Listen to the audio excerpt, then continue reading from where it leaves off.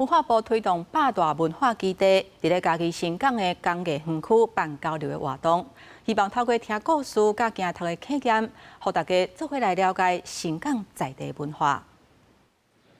伫100年的老店聽鳥車糖的故事，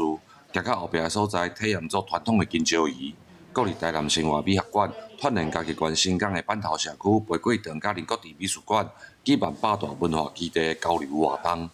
我不知道，就是新港有這種地方，對，所以，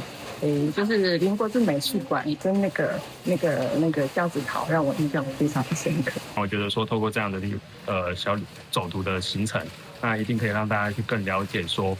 整個新港的文化、整個新港的歷史。對，我覺得這部分其實對於在地的推廣，其實是一定有幫助的。為着要配合文化部推廣八大文化基地，國立台南生活美學館邀請南部7個縣市的文化基地經營者，做伙來家己縣的新港舉辦交流會議。要透過活動的舉辦，除了分享文化基地的經營，嘛增加互相認識甲合作的機會。特地把34個南部7縣市的百大文化基地的夥伴們邀請到